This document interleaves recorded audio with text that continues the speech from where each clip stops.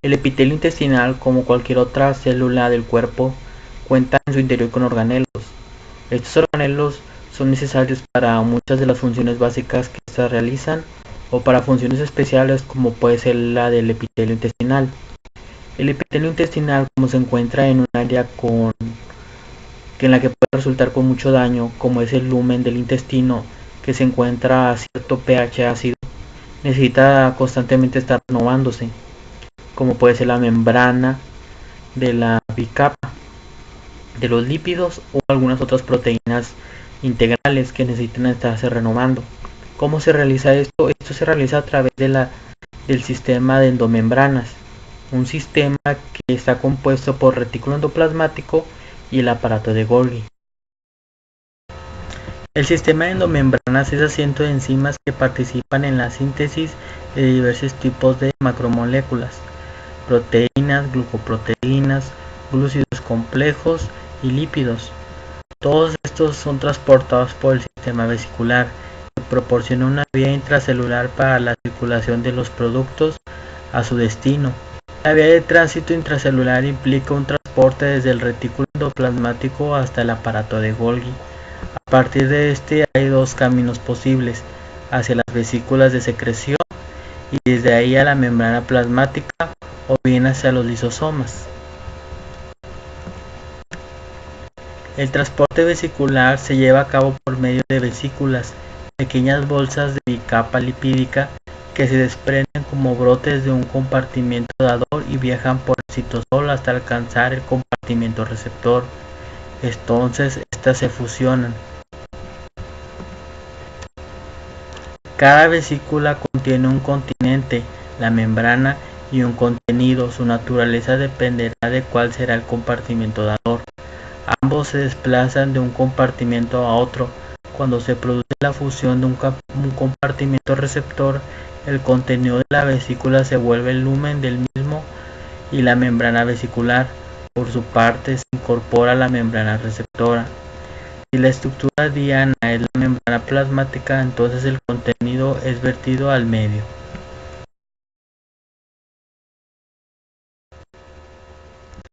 Retículo endoplasmático rugoso. El retículo endoplasmático rugoso está formado por cisternas, que a su vez están rodeadas por ribosomas. Constituye un sistema de cavidades limitadas por membrana. Estas son las cisternas. Las cisternas del retículo endoplasmático están intercomunicadas entre sí de manera que constituyen un sistema continuo en el citoplasma, asociado también a la membrana nuclear.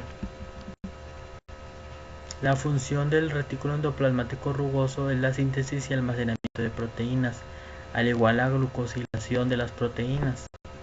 Función del retículo endoplasmático liso es la síntesis de la mayoría de los lípidos de membrana. En la membrana del retículo endoplasmático se sitúan las enzimas responsables de la síntesis de la mayor parte de los lípidos celulares: triglicéridos, fosfoglicéridos, ceramidas y esteroides.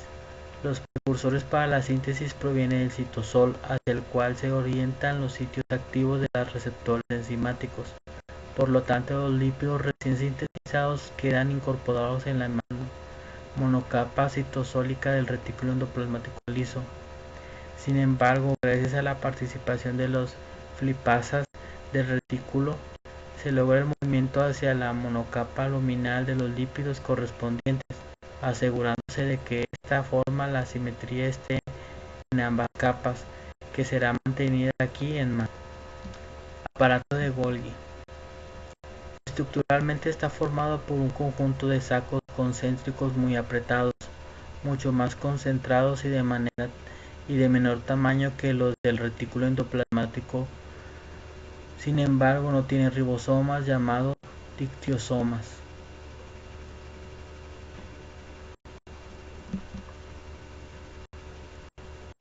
Polarización del aparato de Golgi. Cada cara, desde el núcleo hasta fuera de la membrana, se llama cara cis o formadora, y desde la membrana hacia el núcleo se llama cara tras o secretadora.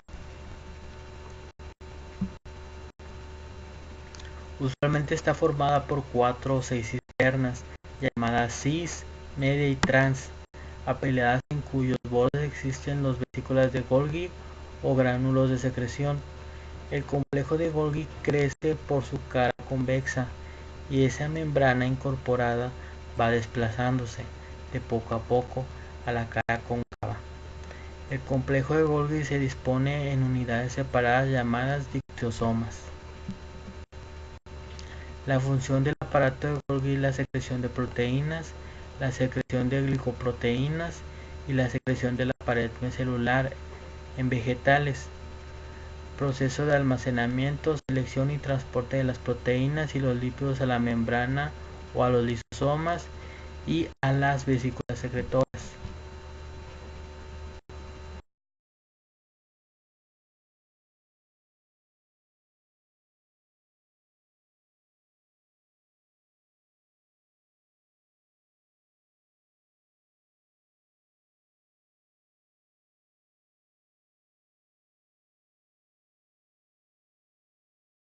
Ciclos de la mitocondria.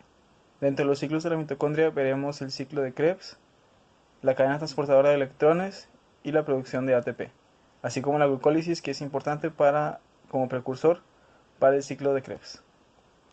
En la glucólisis se parte de una molécula de glucosa, de la cual después de varias reacciones que utilizan ATP se consigue la fructosa 1,6-bifosfato. Esta fructosa es inestable, por lo cual después de la enzima fructosa bifosfato aldolasa se produce dos compuestos: la dihidroxiacetona de fosfato, la cual después por la triosa fosfato isomerasa se cambia a gliceraldehído 3-fosfato y otro gliceraldehído 3-fosfato. De estas dos moléculas se produce un NAD más un fosfato inorgánico, un ATP, y al final con la piruvato quinasa se produce otro ATP y el piruvato. Por lo tanto, en la ecuación general se tiene que el alfa de glucosa más 2 moles de NAD más 2 fosfatos inorgánicos producen 2 piruvatos más 2 NADH más 2 protones hidrógeno más 2 ATP más 2 moléculas de agua. Esto vendría siendo la glucólisis. Después, esos piruvatos son usados para el ciclo de Krebs. Este proceso sucede en la mitocondria. Primero, del piruvato se necesita hacer una descarboxilación oxidativa del piruvato, de la cual se obtiene un NADH y hidrógeno y dióxido de carbono. Después, ese acetilcoenzima A se hace un citrato, después un cis-aconitato, y las siguientes reacciones son las importantes, ya que en estas reacciones es donde se produce un poder reductor. Este proceso forma parte de la respiración celular de todas las células aeróbicas y es muy importante ya que es necesaria para poder producir después ATP. El isocitrato, mediante la isocitrato deshidrogenasa, produce un NADH. Después el alfa-cetoglutarato, mediante la alfa-cetoglutarato deshidrogenasa, produce NADH más CO2. Y por último, el succinilcoenzima A, mediante el GDP y el fosfato inorgánico, producen GTP y coenzima A. Este paso es muy importante ya que es la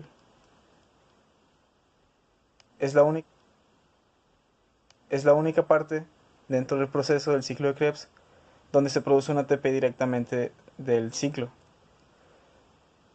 Después se convierte en succinato, fumarato, malato, y cuando se convierte de malato a oxalacetato mediante la malato deshidrogenasa se produce otro poder reductor. Entonces en total tenemos 3 poderes reductores y un ATP. Al final el oxalacetato se vuelve a convertir a citrato mediante la acetilcoenzima A y se vuelve a repetir el ciclo. La ecuación general es un acetilcoenzima A más 3 NAD más un FAD más GDP más fosfato inorgánico más 2 moléculas de H2O producen una coenzima A más 3 NADH más 3 protones hidrógeno más FADH2 más GTP más 2 moléculas de CO2. Ahora en la cadena transportadora de electrones se tienen 4 complejos. El complejo 1, que es la deshidrogenasa de NADH.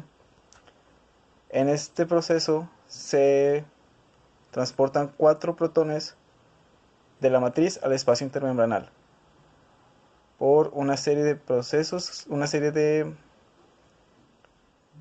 estaciones de fierro, los cuales van transportando uno a uno los protones hasta llegar a la ubiquinona. La ubiquinona después es utilizada para el complejo 3. En este complejo 3 pasan a 3 estaciones de fierro, después pasan al citocromo B, y del citocromo B regresa a la ubiquinona. En el complejo 2, el succinato es el que provee los protones. Estos protones después pasan a 3 estaciones de fierro, los cuales lo transportan a la ubiquinona, y la ubiquinona otra vez lo transporta al citocromo B. El, el protón que es transportado a la estación de fierro después es transportado al citocromo C. Este citocromo C no puede partir del complejo 3 hasta que tenga 2 protones. Entonces al momento de ya tenerlos pasa al complejo 4. En este complejo 4 existen 2 estaciones de cobre. El citocromo C lo transporta a la primera estación de cobre, después al citocromo A y después al citocromo A3. Le provee 2 hidrógenos de la matriz al citocromo B para después poder transportarlos al espacio intermembranal. Entonces en total se tiene que existe 10 protones que son transportados desde la matriz hasta el espacio intermembranal. Esto para crear un gradiente electroquímico y después poder realizar la síntesis de ATP mediante diferencia de gradientes.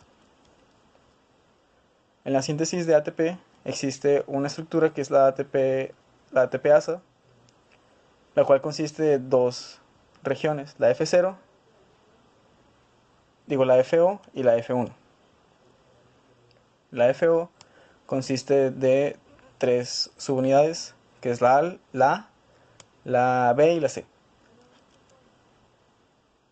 Y la región F1 consiste de 5 subunidades, que es la alfa, beta, gamma y delta y epsilon. Los únicos que pueden rotar son la región C, la región epsilon y la región gamma.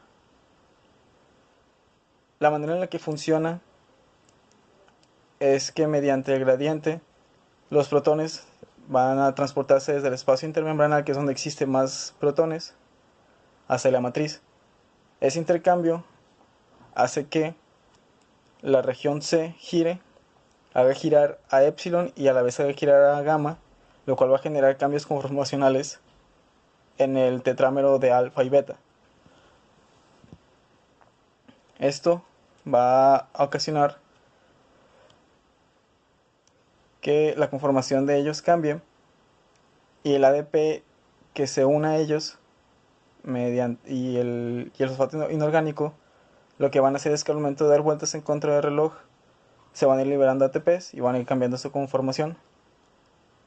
La región que tiene la primera ATP se le conoce como una región tensa. La región suelta se le va a unir un ADP más un fosfato inorgánico, y la región abierta no va a tener nada. Entonces cuando gire el ATP va a ser liberado, y donde existía el ADP y el fosfato inorgánico se va a formar un ATP, lo cual va a generar que esa región esté tensa, que la región donde antes había ATP esté abierta y que la región suelta sea susceptible a poder aceptar ADP más fosfato inorgánico para después hacerlo ATP.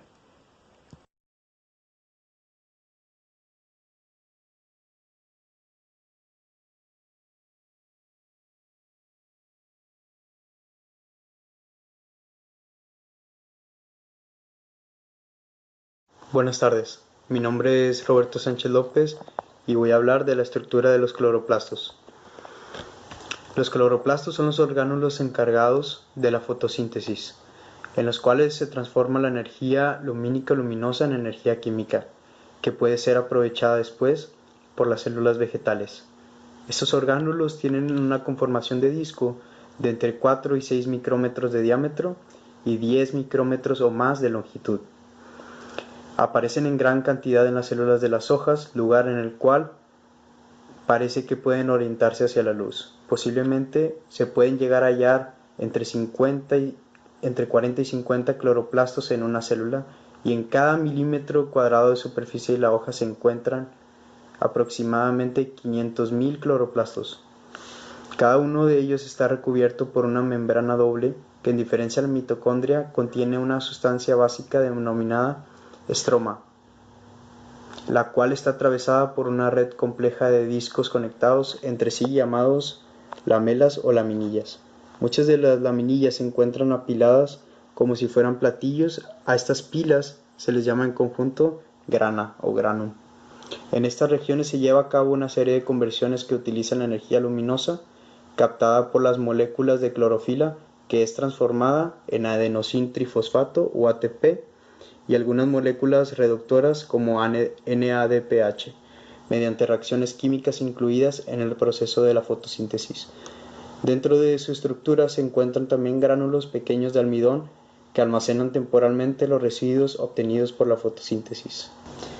La membrana tilacoidal. La doble membrana de la envoltura del cloroplasto deja un espacio intermembranoso de unos 10 a 30 nanómetros, denominado el espacio intermembranoso. En el interior del cloroplasto se observa un sistema de dobles membranas orientadas preferentemente en sentido longitudinal y denominadas laminillas, cuya luz es de unos 7 nanómetros, sobre las cuales paralelamente se observan otras dobles membranas en formas de sacos de unos 5 milímetros de longitud, llamados tilacoides, que se encuentran superpuestos formando pilas de hasta 20 sáculos de grano.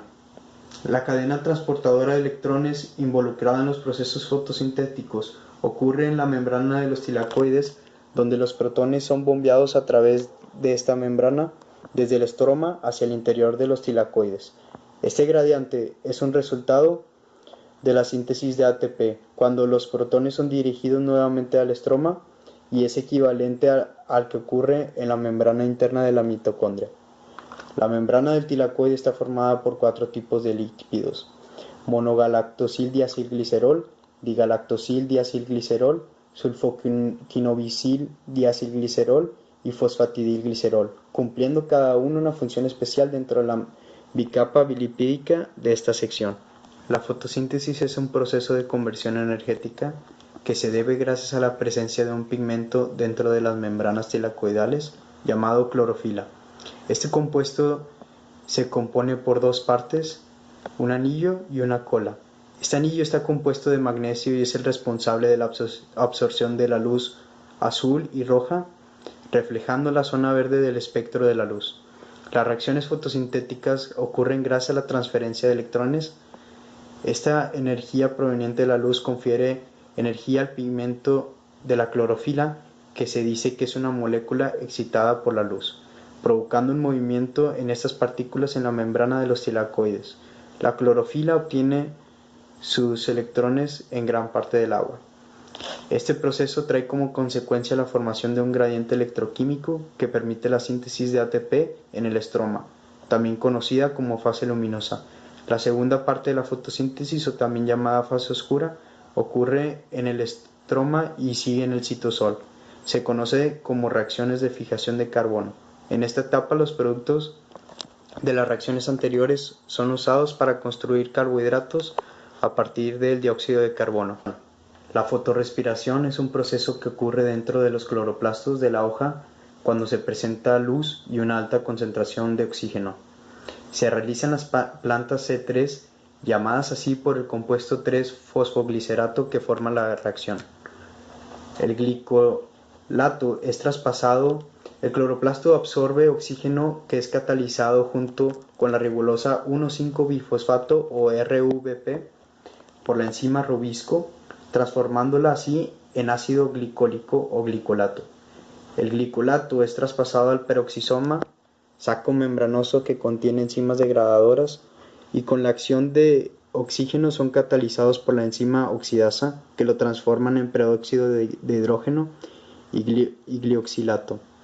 Este incorpora nitrógeno por transaminación, formando por último el aminoácido conocido como glicina. Dos de estos aminoácidos son llevados a la mitocondria, donde finalmente se logran tres compuestos: serina, amoníaco y dióxido de carbono. Los gases dióxido de carbono y amoníaco se liberan. La serina regresa al peroxisoma, en donde es transformada en glicerato. Este es llevado al cloroplasto, en donde mediante una molécula de ATP se reintegra al ciclo de Calvin como 3-fosfoglicerato. En conclusión, la fotorrespiración es un proceso de gasto energético que permite recuperar 3 moléculas de carbono en los 3-fosfoglicerato, donde se pierde un átomo de carbono por cada dióxido de carbono liberado. Ciclo de Calvin. El ciclo de Calvin en plantas y algas se produce en el exterior de los tilacoides, en el estroma de los cloroplastos.